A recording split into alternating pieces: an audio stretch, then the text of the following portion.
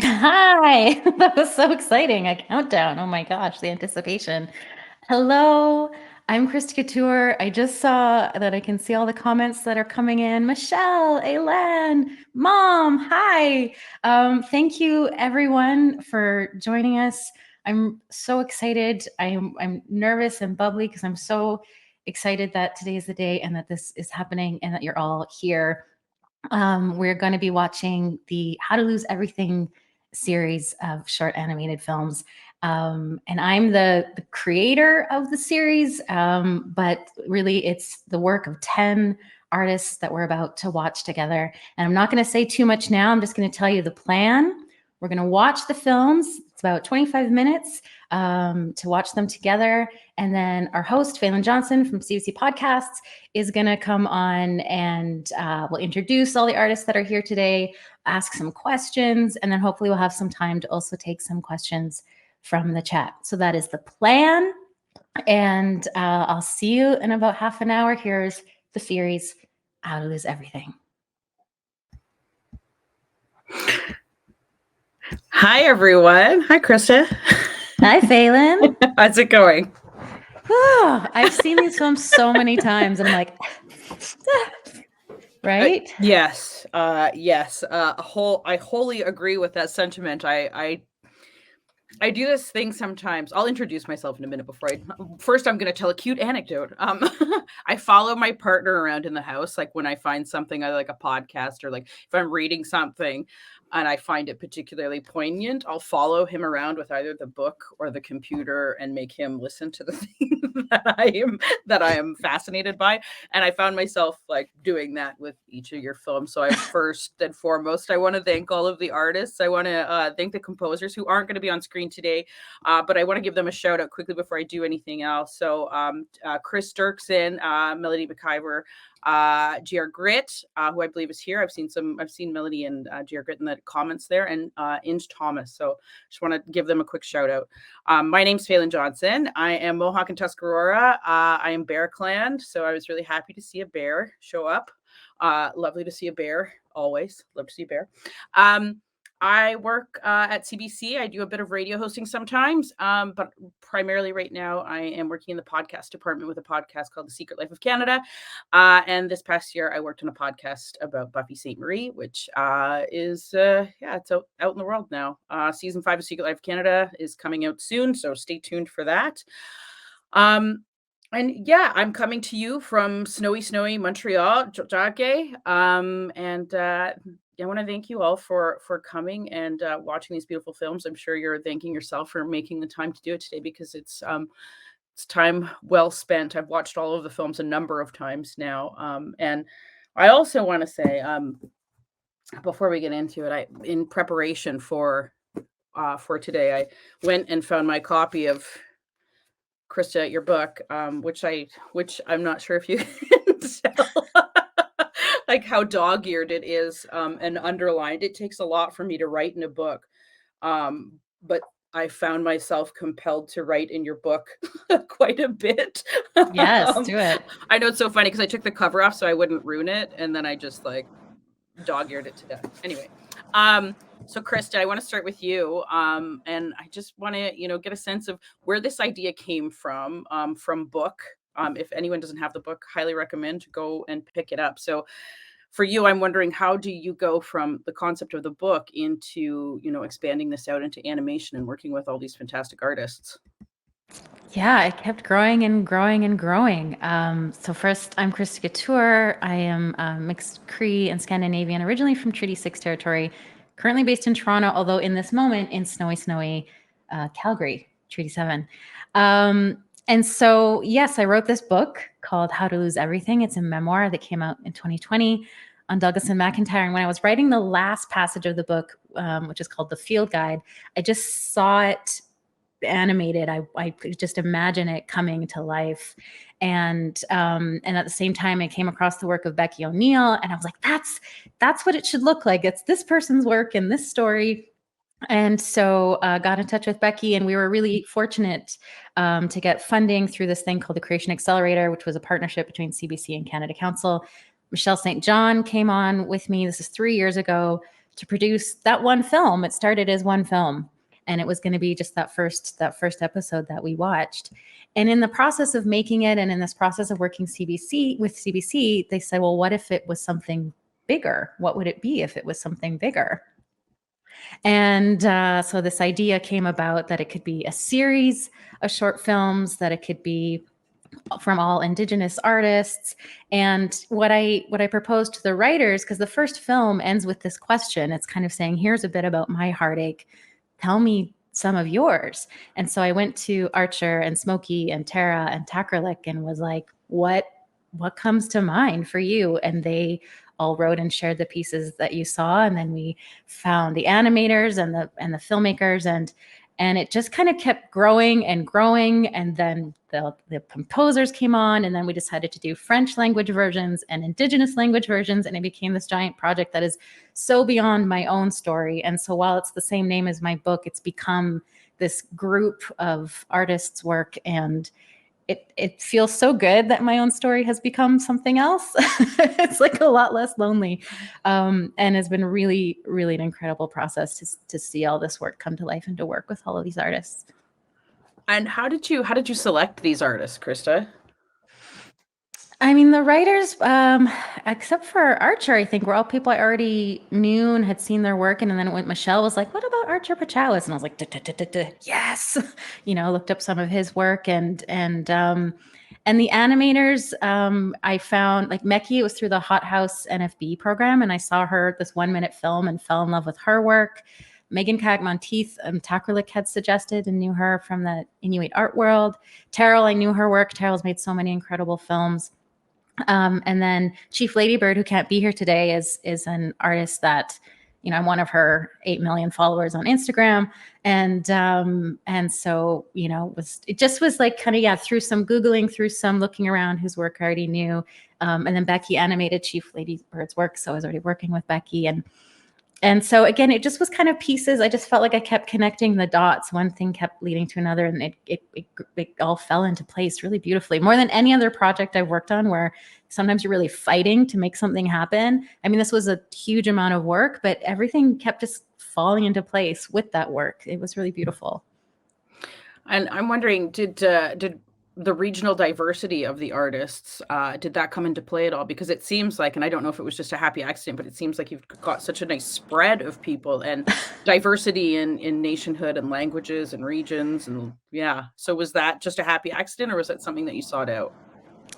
It was on my mind. I mean, yes, we do have, Megan's based in Halifax, Tara's in Victoria right now, but I mean, all of, that's, our nations are from all over too. It was kind of a happy accident. It crossed our mind near the end when we were like, oh wait, do we have, hopefully this isn't just like everyone in Toronto, like can happen sometimes. And I was like, no, we're actually really spread out. We have a lot of different perspectives, and even the different styles and the different languages. And it just kind of grew that way very naturally. Nice. I'm going to ask Archer a question if I can. And first, I want to say once again, I want to thank Terril and Archer for the bear. So Archer, your film is described as a humorous look at estrangement and mourning for the loss of someone still living. So I'm wondering, why humor? And do you see grief and humor as connected at all?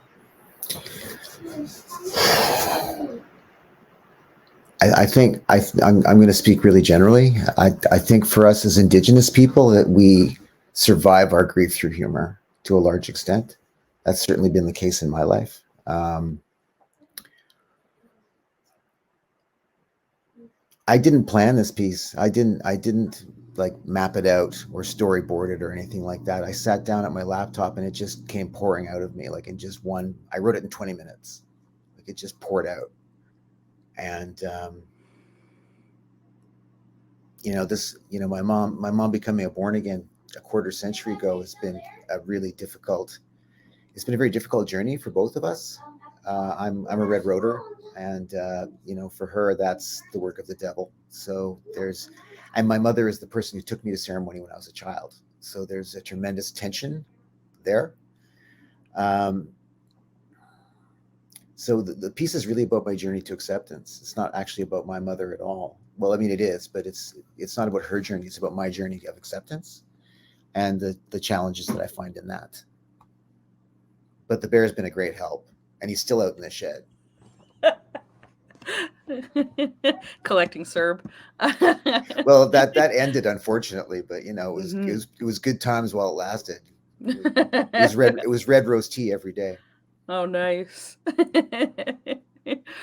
Terril, I'm wondering for you, can you tell me a bit about your process in working with Archer's story? You know, could you see the story? You know, again, like I think stop animation is a bit of a mystery for a lot of people because it's such a specific type of work. So when you got the words to Archer's piece, could you see the story? Was there anything that was particularly difficult to animate in his piece? It's always hard to take. I mean, when I was asked to work with Archer, I love his work, and I really needed to do a comedy after everything else I did.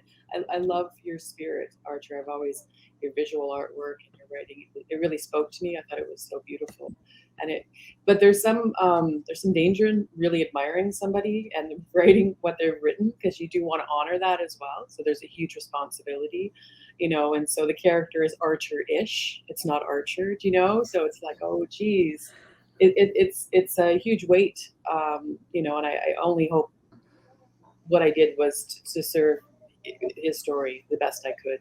So I basically started with a sculpt, making some characters, and I think I sent you a animatic, Archer, halfway through, trying to figure out how this story was kind of going to come together, you know, how the metaphor of the bear being religion, and I agree with you. It's your relationship with the religion. I think it's amazing and a marvelous story. And I just want to say that my one condition for doing this project was that I get to work with Terril, because I'm Terrell's biggest fan. And I'm sorry if somebody else thinks they are. You're not. I am. Same, Archer. Same. Well, hopefully you guys, you know, get together, do it again sometime soon. I'm gonna move on to Tara now. So I know you're a very well-known musician, and you have, you know, you've worked in video medium before with your music videos, and I'm wondering about the process of animation and how was it to work like this for the first time? I have no idea what happened. I mean, not completely true, but mostly true. So essentially, when I found out I got to be like buddied up with Chief Ladybird, that was really exciting because I'm really familiar with, of course, you know, like Christa says, one of 8 million fans. And also, I think I'm not going to speak at all on behalf of her, of course, but part of the story also was her learning the process of animation. So knowing that, you know, like, of course, as an illustration and art, all those things. But what was cool was actually getting to sort of just be a fly on the wall in terms of going from, you know, stills and ideas to storyboarding to I learned what an animatic was. Like, I didn't know what that was. I still actually don't really, to be completely honest. But so it's a completely different project or different medium than any other sort of film or visual work that I've done, actually. And by I've done, I didn't do that. I realize I forgot to ask everyone to introduce themselves, and that's because I feel like I know you all now. So, Tara, will you just tell us a bit about yourself? Sure, absolutely. Also love that you're like, you're a well-known musician. I'm like, yeah, all like 500 people who like listen to my music. No, again, I'm like, you know, the community, like we all, I don't know, we all know each other. We all know each other. I know, it's so good to see everybody. I know. Well, before we signed on, I was trying to tell Archer how we're related again. So it's like that's the community. Anyway, right. Sorry. So tell us about yourself. Because I was like, because I'm also Cree, so I was like, oh. So hi, I'm Tara. I am a member of the Opaskwayak Cree Nation in Treaty 5. I was raised in Gabashgigamug, Swan Lake, Manitoba in Treaty 1, and my dad is from Beardy's Okamasas in Treaty 6. I am also an adopted member of the House of Gladly Asila of the Heiltsuk Nation.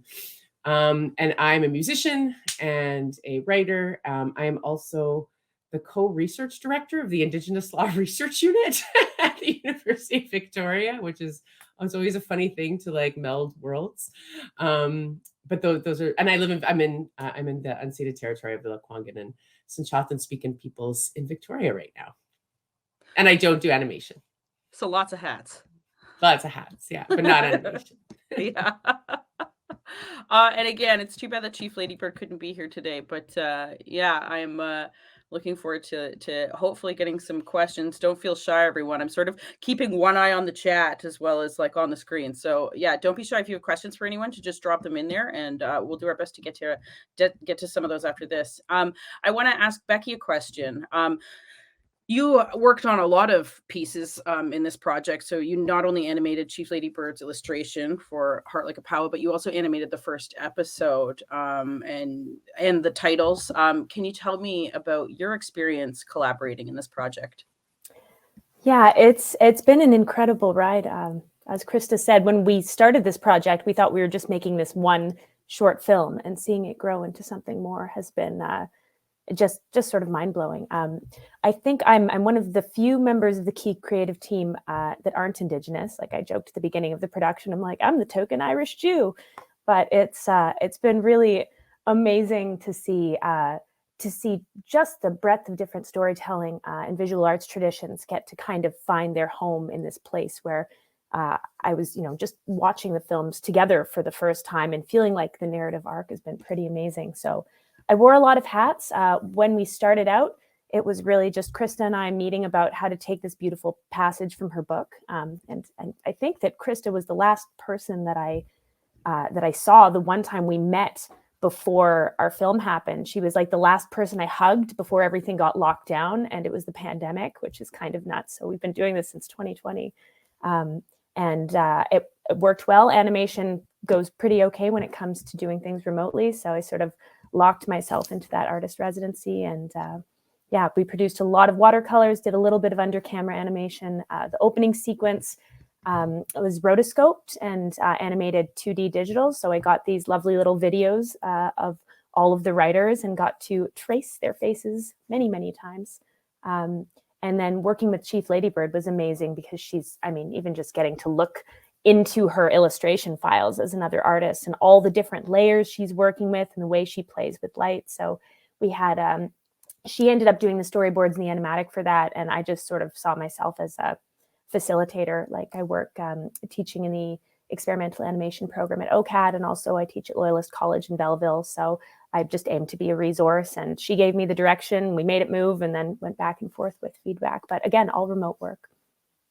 And again, in typical Phelan fashion, Bekky, I forgot to get you to introduce yourself. So if there's anything, I know you kind of mentioned a bit about who you are and where you're from, but if there's anything else that you want to tell people about yourself. I did do some peeking around on your website and your studio, which looks like a fantasy land, and I want to go visit it because I didn't think I could have a crush on a studio, but somehow it happened. Please come. I teach, I'm a multidisciplinary artist and animator. So I wear a lot of hats in my own life. And I live on a farm in Northumberland County, Ontario. So right next door to Alderville First Nation. And we grow flowers, make animations, and have a flock of ducks. I know, it just sounds like a fairy tale. Yeah, come hang out, guys. I'm going to move on to Meky now. I want to ask, so I found Smoki's words brought up really were so steeped in memory. It was almost like drinking a cup of like someone's memory tea. How did that inform the animation that you made? Sorry, can you repeat the question? Yeah, I found Smoki's work really, there was a lot of memory in it, and I'm wondering how that informed your animation of the work. It really there's a lot of memory, and when I first started to read the Smoki words, I saw a kind of collage in my head, and it's like a collage and abstract with a lot of different layers and very minimalistic, and not really sometimes it's a lot of metaphoric, how do you say it in English, metaphoric way of interpret the words, it's not always what we read, what we see on the screen. It's very poetic and a little bit abstract and very in the feeling or the symbolic images mixed with the sound and words. It's it's informed me to go with the flow and to be more creative and just go with the feelings and emotions. Yeah. When I got the film, it didn't. I got a sort of early version of the film. There are hierarchies of grief. So I got a version without the voiceover on it initially. I had a different file, but I watched it and I was watching it and it was really interesting because I still made the connection, like especially with the map of Peterborough to Standing Rock. Like I feel like, as a lot of Indigenous people might know, like that moment is really, it just kind of, I know exactly what that was. And it took me back to that terrible day when Donald Trump got into the office and what that would mean for Indigenous people. So yeah. Smoki, I wanted to ask you, it is, there's so much memory in that film, and there's things that felt connective. And I know for you, language and all the films are being translated into both French and into Indigenous languages. I'm wondering, can you tell me why that process of translation is important in your work? Thank you. Kisukukit hukakli kiwakat nuhus. Hi, I'm Smoki Sumac. Hunene Tunaka. So I'm Tunaka. I'm coming from Amakis Tunaka. I actually moved home in 2019, so I'm back in my territory, which feels good and also difficult. And I think what a beautiful project on grief. Just to give you some context, Christa wrote me to say, hey, we got funding to do it in Indigenous languages. And as Christa is, like, very excited and like sweet and nurturing, and I didn't answer her. And I answer like Christa, I'm like, I text, I answer, and I just ignored it. I was like, I can't. And I think to speak to that, for all of us, this grief work, like there's trauma that comes up, and I was completely triggered by the question. And it sent me into, she sort of poked me a few days later, and I had to write her back and be like, this is traumatic for me. Tunaka is a language isolate. I think the quote that the CBC investigators have is that we have 20 speakers. I have heard a different number all my life, but it's always been 20 or less. So I've heard 10, sometimes I've heard 6. At the moment, we have an elders council that is about 20 that work together on our language. And so the first question I had for myself was, and for those of you who don't know, I'm a poet. I have a book called You Are Enough. It's titled You Are Enough, Love Poems for the End of the World. So my core wound is not enough. So when I had this question in front of me, I was like, is my poem worthy of the labor of translating? Is this important enough work to translate?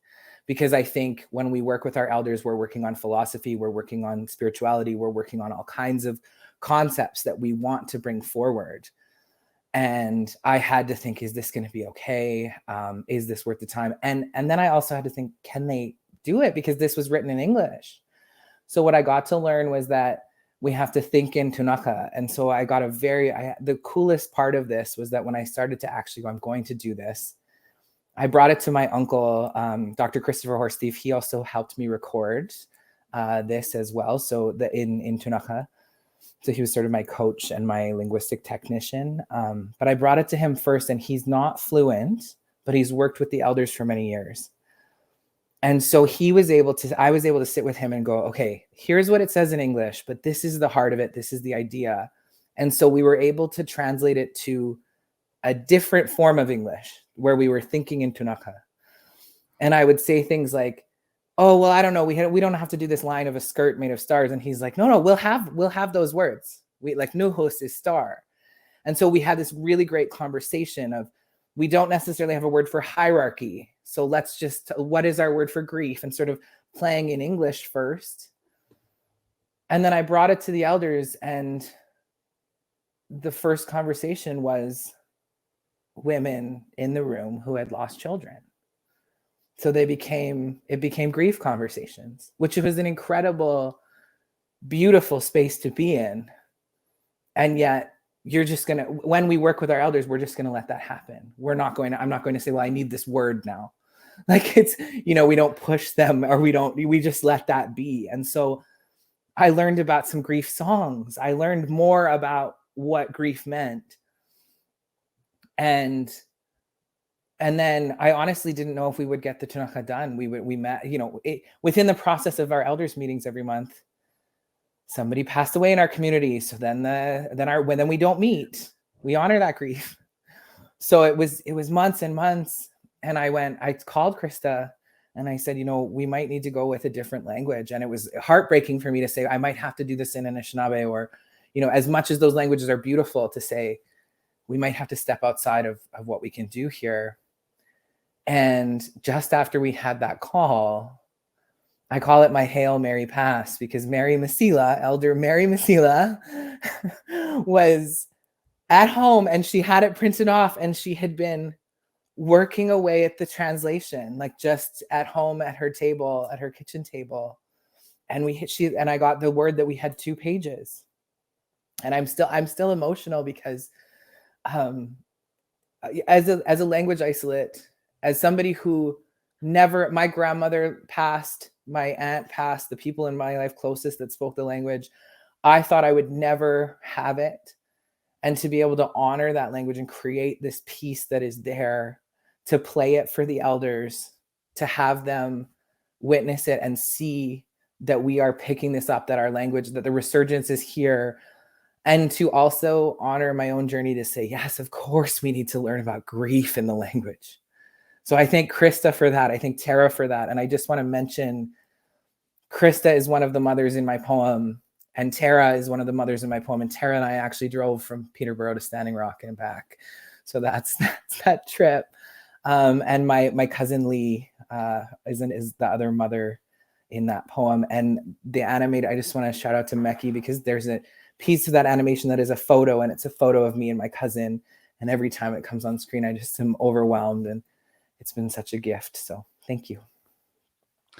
It must have been pretty amazing to hear it in the language for the first time. Yeah, well, to speak it in the language. So I think that was and then to play it. I don't really have words. And even now, for me to be able to think, because there's sort of poetry repeats, like I've got the repetition in there. And so now I'm like, I have some of these words that I can think, and so I know that first phrase, and I'm like, oh, and so I'm starting to think differently. And it's an incredible gift. I still cry, even the music as well. Grace and Grits, GR Grits music comes on and I tear up instantly. Like it's just been such a gift. So thank you. Yeah. Thank you. It's thank you for sharing that. It's just so nice to hear. I can tell it's still so close to you, and it feels like almost like the beginning of a journey. So thank you. We're going to move on to Grape Soda in the Parking Lot. Such a great title.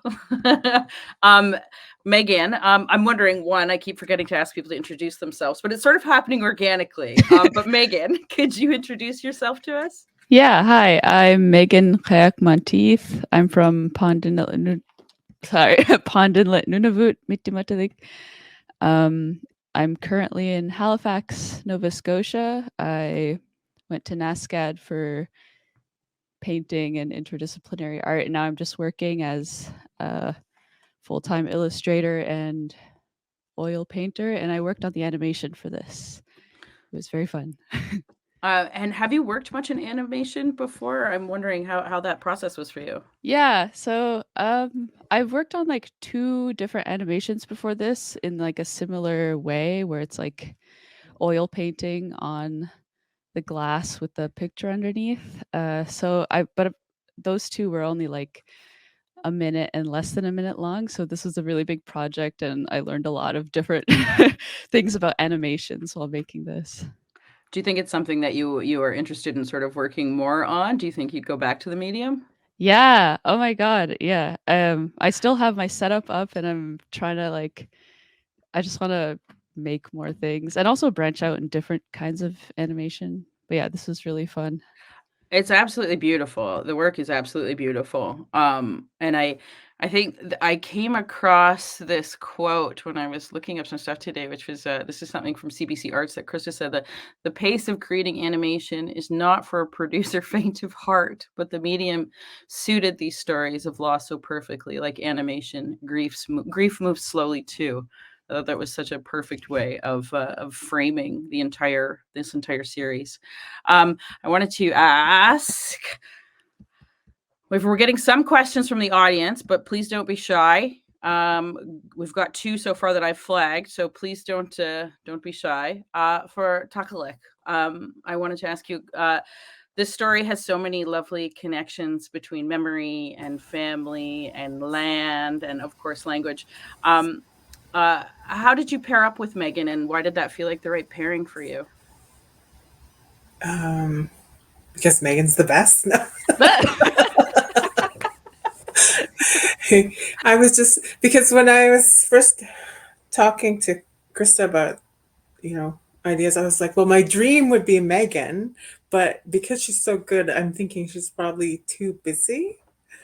But then when we started talking to Megan, I can't remember if Christa talked to her first or I did, but Megan was like, yeah, I'm available. Just sort of I don't know. It was just pinch yourself. And I'm still pinching myself because it's just watching that. I could watch that over and over again. That whole series, just so gorgeous. And I realized I did the thing where I forgot to get you to introduce yourself. So could you tell us a little bit about yourself? Oh, yeah. So my name is Taqralik Partridge. I'm from Kyak-Monteith originally, and I live in Ottawa, and I'm currently in Guelph. I work as a curator, and I'm a writer and an artist. Okay, well, I think we can open it up for some audience questions now. We've got about a half an hour left, so again, don't be shy. There's a couple that I've gotten flagged too, but if I've missed anyone, just let me know or put it back in. So the first one I see is from Eureka, and this is a question for Smoki, which is, I wonder if you might be open to speaking towards how it felt and what it did for you to have your writing become something animated. I love your work and would love to hear about it. Thank you. I think coming in from Thunder Bay, right? That's awesome. Glad you're here. Yeah, I think for myself, I haven't worked in the visual arts. I am recently picked up painting again, and I'm just having fun. I'm just making marks on canvas, but I haven't really worked in the visual arts. And so for myself, when I sat down with Meky, I just went, I don't really know what I see. And that was really overwhelming to sort of say, I would love to hear what you see and then have these conversations, but really to have the visual come through. I think that moment, I will say that the moment of the photo that is animated of my cousin and this honoring, and then this honoring of these journeys that I've been on with these incredible mothers. We have the word, the husukil kokni at the end of the film. We sort of use that word for thank you, but there's no word for thank you in our language. And so that the poetic version I've heard of translated that as my heart is happy. And I think what's so neat to see all of these is that heart comes through, that heartbeat comes through. And I see it in all of these animations. I was so excited to see that. And so really it lifts my spirit. And I think Christa in an interview spoke of the spirit of the language and being this teaching of that language is a spirit. And I think that witnessing this visually it's completely changed the piece. And the spirit has become something new, and we've all added our spirits in. And so it's this chorus, it's a collaboration, which I also haven't worked like that before. And I think I've been afraid to work like that before because I tend to be controlling. I want it to sound like this. I want it to look like this. But with this, we opened our hearts. We said, here it is, and let's work together. And what Meky did, I still, I still tear up. I'm just still emotional about it. So it's such a gift for me. And I think that I'm amazed by it. And I look forward to looking at all of your animation and art and that kind of stuff. Now that I know what goes into it too, the level of respect. I've always had respect for your work, but now I'm just like, animators. I've raised my hands. Like, it's wild. So thank you. I feel like, okay, I was going to jump in and give props to Christa for exactly that. Cause I think that some of it, like Smoki, you're talking about the process being open and trusting it. And so much of that has to do with the glue that Christa is, right? The trust, I think the trust that, Christa, that, I mean, dude, you were sort of like my accidental or unconsensual grief doula, and then it's more consensual, than that, right? Okay, good.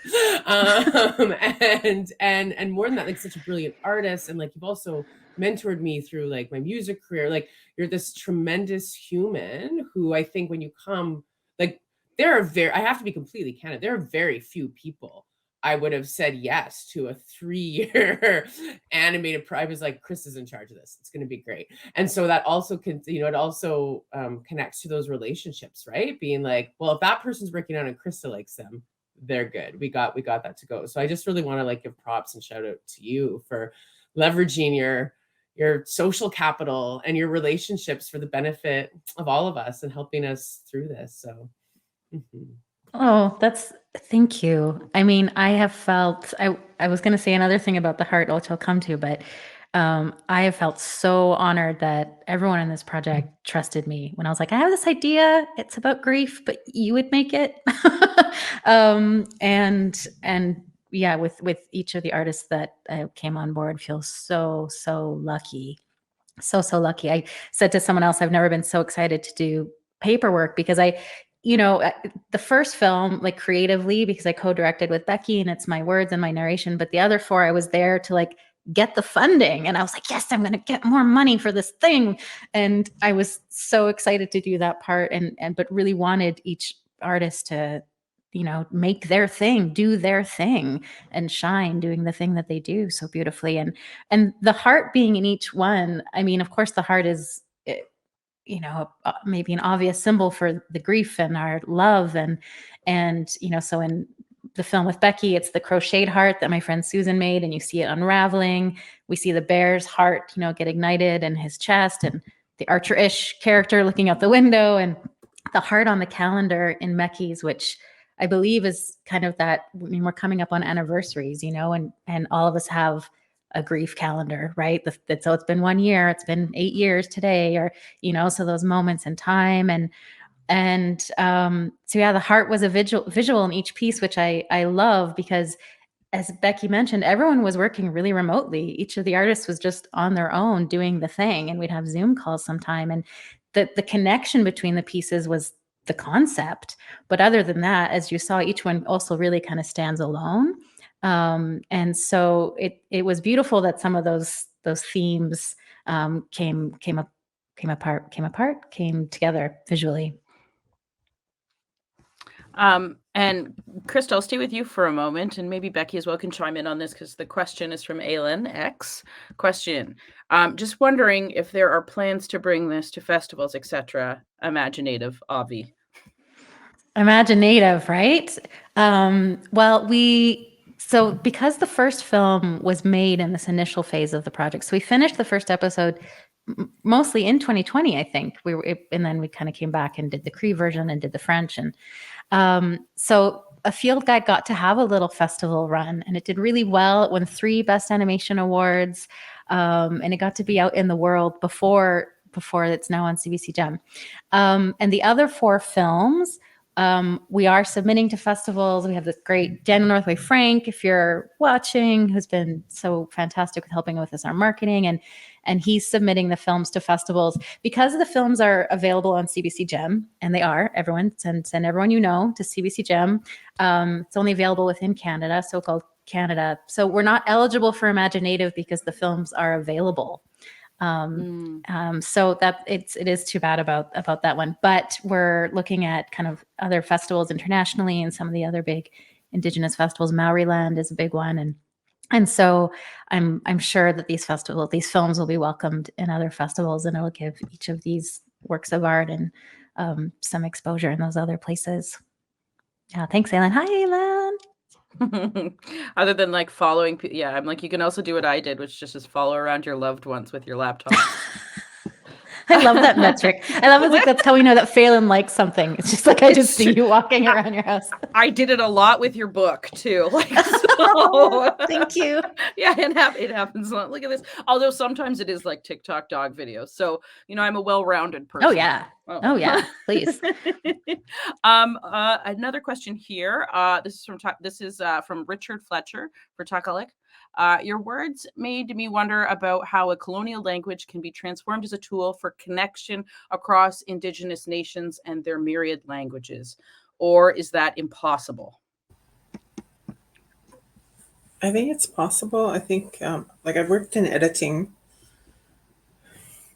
I think I've been thinking about language as, one of the targets of violence in colonization.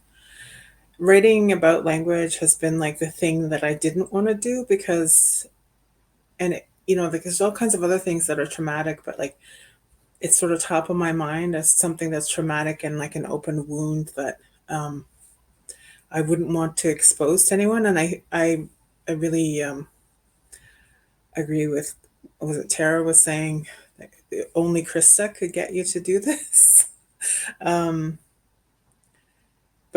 I think the way that you can transform a colonial language is to claim it. So like English, takes and steals from all these different languages and incorporates words into itself and then calls itself proper. But it's just a tool. So, if we as Indigenous writers go and use English how we want and, work with Indigenous editors and, just use it how we want and say, this is our language, the way that we're going to use it and to communicate with whoever else, then that's the way. And I think there's also a conversation to be had around not just English, but other colonial languages. I'm thinking about Leoli Eshragi, who's they are an artist and a scholar of Samoan heritage. We've had a conversation about learning French, for example, because there's this sort of artificial divide in, especially Quebec, where I'm from, between people whose second language or colonial language is English and second language is French, which is so stupid because those are two colonial languages. And if we have the chance to learn either one of those other languages, it's not preferable to learning our own Indigenous language, but it is another tool for us to connect with other nations in adjacent territories. That's interesting because I moved to Quebec in the pandemic, and I struggle with the language, and I've struggled with questions around what I should learn, if I should learn before learning mine, and I find myself just whispering the words I know to myself as I walk around the city to try and remember. But that's a really interesting perspective that I hadn't thought of. I'm wondering, Christa, did the pandemic change the shape of this project at all in terms of, and to any of the artists really, did it shift anything for you creatively? Because I know it's a time where, globally, there was a lot, grief changed, and there was a connective tissue to grief between, a lot of people on the planet. So I don't know if anybody wants to answer that, but did the pandemic change your project at all? I mean, when the project started, it started late 2019, I guess. And is that right? Yeah. And so that the pandemic was just on the horizon. I mean, when my book came out in September of 2020, I certainly hadn't planned for a book about grief and experiencing grief to come out at a time when everyone was, connected by loss, if at least loss of potential for so many people, loss of life and health. And grief and loss is already something universal, but we don't always experience the exact same loss at once. So it was interesting to have the conversations be tied to the pandemic. I think it just made the stories feel maybe even more timely. I mean, because I feel like what that invitation in the first episode is, as far as like, tell me what's hurting for you. And I always think it's so important to try and articulate and to how to speak and also how to listen to what sharing what hurts. And so, it just became sort of timely with the pandemic that's just another conversation about grief, another conversation about loss. And we were lucky from a technical side. I think, this Creation Accelerator, kind of this program we're part of at CBC, which I think is a total of 7. There's other digital web series. There's a couple podcasts. We were so lucky that our production was not impacted because it was all of these incredible artists just like alone in their studios. So they were isolated anyways. So we didn't have to sort of like postpone or introduce COVID precautions because no one was together anyways. So I'm grateful that we were able to still make this project that we became also passionate about, and it wasn't impacted. So we didn't lose the chance to make this art when so many other people, that was a loss that was happening, right? Everyone here lost work, and especially the performing artists. So I'm so grateful that this was a project we still got to make, that this was a kind of art that we still got to make within the restrictions of the pandemic. Yeah, that's true. I hadn't thought of that. That is like a little bit more of and I don't want to say isolated because that feels like it has a negative connotation, but yeah, like you are working on your own a lot and a lot of sets got shut down. So yeah. We have a question from Christine via Jean-Guy Goulet. Could these really creative animation on grief be used in Indigenous communities to reflect on their grief stories and journeys? I'm not sure if anyone specifically wants to jump on that. Does anyone else want to talk? Well, my feeling is why not? Why not? Although I think we've been talking earlier about how the listenership or viewership for CBC is somewhat attenuated in Indigenous communities. That might be a fair way to say it. But yeah, I mean, these are universal themes of grief, right? A celebration of grief, I was thinking as I was watching the films. And I just want to echo the shout out to people. Hang on for a sec, my kids are screaming.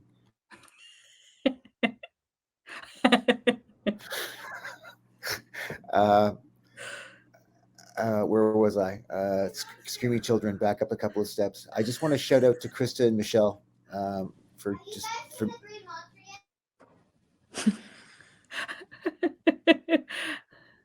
I just want to shout out to Christa and Michelle for just making this happen. It's just it's a beautiful project, and I'm really honored to be part of this project. As the other films are so gorgeous, just across the board, just super high quality. That's me. I'm gonna turn my mic off now. I will. Michelle St. John is watching. She wasn't able to kind of step on the panel side. We have a cap of 10 people, but she's here and she has been part of this from the start. And so many of us were fans of Michelle St. John. I mean, you've mentioned sort of that you're like, oh, Christa's doing it. I also know that a few of you were like, Michelle, okay, because she's such a star, and we all love her so much. And so I was so grateful that she agreed to do this with me. Neither Michelle or I had produced animation, so it was a huge learning curve for us. Which I also want to shout out. Bekky is kind of the other person who was involved from the start and taught me so much about the process. And then, animated that first film, animated Chief Ladybird's art, animated the opening sequence, answered technical email questions for me where I was like, what does this mean? And and just to come back to Christine's question, I hope that these films reach community. I hope that they reach people and become a tool to talk about their own grief.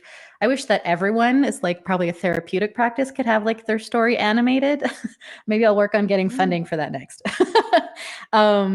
Because it's so powerful to see your story get represented. It's also very freeing. I don't know if actually maybe this is a question I have for Tara and Smoki and Archer and Taqralik, but I felt like for me, this story that is, that's mine and that I wrote and that I carry, I felt very like freed by it becoming part of someone else's artwork, by like Bekky bringing her art and her vision to it. I was like, oh, it's not just mine anymore. And it kind of lifted the load in a way. And actually this whole series I have experienced that. It's like, because now it's all of these stories and all of this art. And I'm wondering if any of you felt something similar. Well, as you were asking the question, I realized that Terril's work is so powerful that my mom lives on the res, and I've come to realize that now when I think about her and where she lives and the res, I'm starting to see it the way Terril depicted it, if that makes sense, because it doesn't actually look like that, but it kind of does now. So that's interesting. Like it's reshaping your story a little. Yeah, Terril. Terril or Tara? There's a problem with matching names. I found what was really beautiful about this for me was that when you approached me, I was like, I got so much on grief. What do you need? I got an album. I've got like pages and pages of writing. And knowing that you were so open to it, I was able to go back. I've sort of framed it as being like the love that precedes grief. And I was able to go back to writing that I had done when I was pregnant. And because that's where I was in my journey at that time, was remembering like the reason I'm in so much pain and I'm in so much grief is because I had all this love. And so I think that, so it's not just the animation or seeing it, it was the space, because, there's trauma porn. We know that. And I don't think any of this is that, but we know that, and it's a journey and a challenge navigating how do I tell my story in public without it becoming kind of grotesque or like a spectacle. And so being able to say, I'm actually going to tell the story before the story, and having that space, that was like, and then seeing it. And then also CLB and I had this like nutso connection around, like, even like she sent me a poem that she had written that had like some of the same structure and actual words and metaphors and visuals that she had written like years prior as well. And so there was also this really interesting connection with somebody. And then being able to see come alive the love, which includes, being pregnant, scary. And so it's like just being able to actually explore those emotions and go through them. Even though I know what the ending is, so that, yes, that was very powerful. Yeah, that's really interesting. I'm like, I feel like Indigenous, and this was a question that I had posed to Christa, that she was like, we don't have time for this, honey, which is like, is Indigenous grief different than non-Indigenous grief? And I have my theories about that, but that's something that I've thought about, but I hadn't thought about it from that perspective, which is that perspective of like, it's not just the grief that we hold, but the grief that we show, right? And the grief that we show, and how we show it can be a scary thing, because, it's not always put in such a format like this, where you have someone to catch it for you. And there's almost a trust built in with the viewership, to receive the story. We're coming up to the end of our Q&A with the artist, but if anybody has a burning question, I can also just keep yammering on here. If I can just pick that up, though, I mean, the title, there are hierarchies of grief, the title of my poem, and there's sort of a conversation in perhaps not Indigenous communities, but that is like, the grief of moving and the grief of like all these different griefs, or like the grief of divorce, or the grief of, and I think Christa does that so beautifully, that there is these layers of grief.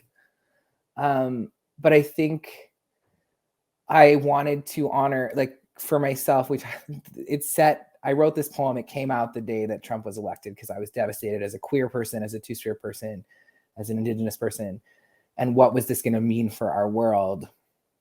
And I thought about these stories that I've been honored to be a part of, to be connected to, the grief Christa fell in love with. That's I quote her songs in this poem.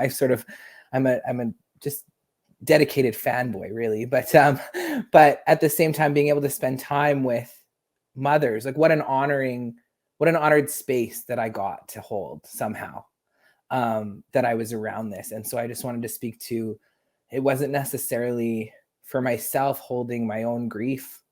I mean, holding my own grief of the election and what was going on in our world, but really saying, thank you for letting me hold your grief and for being a part of that journey and witnessing that journey to know, because I've had other grief since then. And I remember that you are here, you survived these griefs, that all of us are here and survived these griefs. And so we're able to keep going. And I think that's what happens in Indigenous community. We hold ourselves and each other in a way, or if it goes the way it's supposed to, which it doesn't always, but our ceremonies, our teachings around that are holding each other. So I just wanted to speak a little bit to that. Thanks. Yeah, no, that's great. Thank you for sharing that. We have not a question, but a suggestion from Christa's oldest fan, Bill in Philadelphia. Figure out a way to put Christa's voice in a bottle so that it escapes when the bottle is opened. I'll buy a carton. Thanks, Val. On it. Phelan, you really kind of did it when you started talking about is Indigenous grief different, and it really kind of not triggered. It triggered something, but not my PTSD. Thank you. Everybody in the room is like, yeah, thanks for not triggering my PTSD. Appreciate that. And actually, this isn't what I was thinking at all, but so many of us have PTSD. And that to me is part of our grief. And our grief to me is tied to our land. It's tied to the land. And it's tied to language. It's tied to culture. It's tied to ceremony. It's tied, like there's so many. So for us, the grief just never stops. There's always this underlayer of grief for us, for me. In addition to the special griefs that we suffer individually, from other things that happen. I just want to make more of these films. I want to make these films until I don't have any more grief. So I think I'll be making a lot of films. Yeah, any plans to, I know you just launched it, Christa, so I don't want to put you back to work already, but any plans to continue on with any kind of animation work like this? I mean, I loved the experience and I would love to produce more. I mean, I'd love to do another 5 with more artists and, it is time consuming. And so that's also like, I had to get a lot of grant money, which that said, Toronto Arts Council, Ontario Arts Council, Canada Council for the Arts, Indigenous Screen Office, CBC, all came on board to support this project. So thank you to our funders. I hope there's more. Maybe this grows into something else. I hope that, all of these artists are still creating work and doing their thing. I want to say to anyone who joined today, you're going to get an email right after the event with links to all of these artists. Please go check them out, follow them, look up the other things that they have made and are making, because everyone is making stuff. So yeah, I would do it again. I think I would do it again. But for me, one of the parts that was most satisfying was helping, lifting up and kind of supporting other work being made. I think I'm at a point in my process with grief. I mean, people who know my work, I've made 4 albums about loss and I wrote the memoir about loss. I'm like grief guy. And I've been making work on my own for so long that through this, I realized how satisfying it is and how I'm ready to be part of other projects, and how good it feels to be part of other projects and that I don't need to just be doing mine anymore. So I'll help Archer make more films about grief. I'm ready. I'm ready to help other people do that. So we'll see what's next. I mean, right now, like these films, they just came out yesterday. Again, they're on CBC Gem, stream on demand.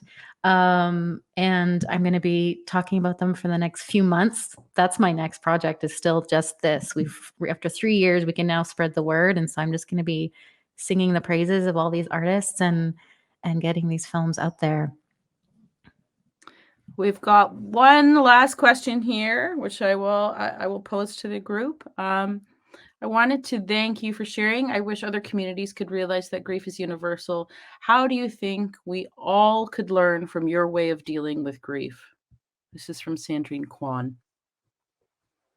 I'm not sure if anybody wants to take that. I'll open it to the floor, and I won't just lean on Christa. As a non-Indigenous person that's been able to take something, I've found so many moments of connection in each of these films. My grandparents are Holocaust survivors. It was really meaningful for me that How to Lose Everything came out yesterday on the International Holocaust Day of Remembrance.